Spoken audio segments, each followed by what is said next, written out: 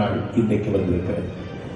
நேற்று குளிர் தூங்குகிற கோத்தகிரி மலைக்குன்றின் உச்சியில் மக்கள் திலகம் எம்ஜிஆரின் வெண்கல சிலையை அம்மா அவர்கள் திறந்து வைத்த அந்த வைபவத்தில் ஒரு தொண்டனாக நானும் கலந்து கொண்டேன்.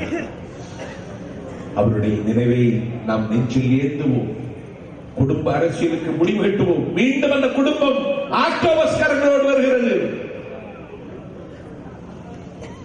9 சிலிண்டருக்கு மேல கிடையாது மானிய விலையில் உங்களுக்கு. மத்திய அரசாங்கம் அறிவித்துள்ளது டீசல் விலை ஏற்றினான். அதைவிட பெரிய ஆபத்து இன்னைக்கு தலைக்கு மேல தூக்கி போட்டுட்டாங்க மத்திய சர்க்கார்.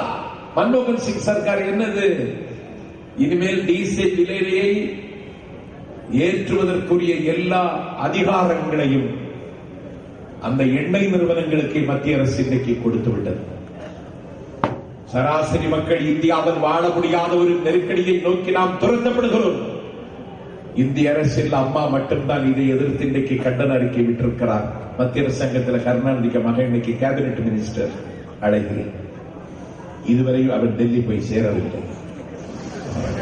ஒரு நாள் போயிருக்கான். யாரோ ஒருத்தன் கேட்டிருக்கான், வேர் டு கம் ஃப்ரம்னு கேட்டிருக்கான். பதில் சொல்ல தெரியல.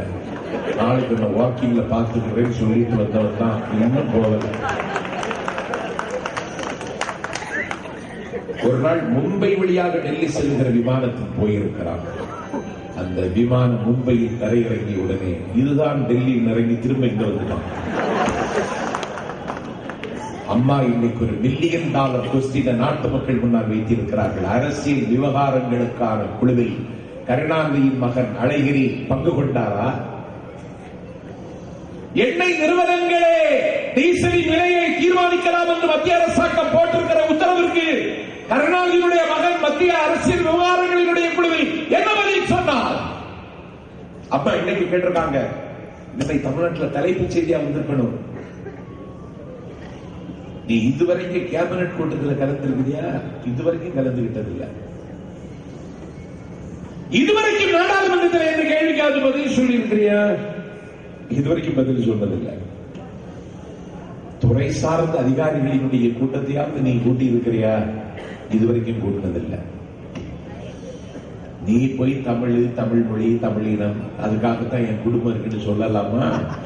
எம்ஜிஆருக்கு என்ன பெருமை தெரியுமா? இத்தனை விருது அவருக்கு கிடைச்சுன்னு சொன்னாங்க. அவருக்கு இன்னும் ஒரு விருது கிடைச்சு. என்ன தெரியுமா? பத்மஸ்ரீ என்கிற விருது. அதை மக்கள் தலைவர் வாங்கல. ஏன் வாங்கல தெரியுமா? பத்மஸ்ரீ என்கிற விருது வடமொழியில் இருக்கிறது. நான் தமிழ் மொழியை நேசிக்கிறேன், நான் பத்மஸ்ரீ வாங்க முடியாதுன்னு சொன்னவர் எம்ஜிஆர். நீ சொல்லலாமா? கர்நாடகத்து மாநிலத்திலே மைசூரிலே கங்கா காவிரி படப்பிடிப்பு அரசியலுக்கு வருவேன் என்றோம். அனைத்து இந்திய அண்ணா திராவிட முன்னேற்ற கழகத்தை தலைமை தாங்கி நடத்துகிற பொறுப்பு தன்னுடைய தலையில் சுமத்தப்படும் என்றோம். அன்னை தமிழ்நாட்டின் அதிகாரத்தை அலங்கரிக்கக்கூடிய வாய்ப்பை தமிழ்நாட்டு மக்கள் தருவார் என்றோ புரட்சி தலைவி கருதாத காலகட்டம். கங்கா காவேரி படத்தினுடைய கதாநாயகி அம்மா. அவர் போகிறார் மைசூருக்கு. அன்றைக்கும் காவிரி பிரச்சனையில கன்னடர்களுக்கும் தமிழர்களுக்கும் பிரச்சனை. என் பெருமைக்குரியவர்களே, அன்றைக்கு கன்னட காலி பயிர்கள் படப்பிடிப்பு நடந்த இடத்தை முற்றுகையிட்டு காலித்தரத்தை செய்வதற்கு அடியமாகி அன்றைக்கு தங்கத்தாரகையை பார்த்து கோடி தேடிய காலகட்டம். திரையிலே அன்னைக்கு மின்னிமிழிருந்த காலகட்டம். அந்த காலகட்டத்தில் அம்மாவிட்ட பார்த்துட்டு கன்னடக்காலிகள் சொன்னார்கள், தமிழ் ஒழிகன்னு சொல்லுங்க, கன்னடம் வாழ்கன்னு சொல்லுங்கன்னு சொன்னால அந்த காலிகளுக்கு மத்தியிலே அன்றைக்கு காவிய தலைவி சொன்னாள், என் உடலில் இருந்து உயிர் போனாலும் தமிழ் ஒழிகை என்கிற வார்த்தையை வாயிலிருந்து வராது.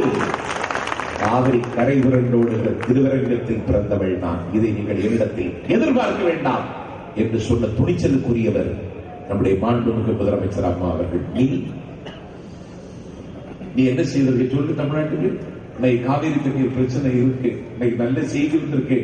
ஜனவரி 31 31ஆம் தேதிக்கு முன்னாடி காவிரி கெசட்ல காவிரி நடுவர் மன்றத்தினுடைய தீர்ப்பு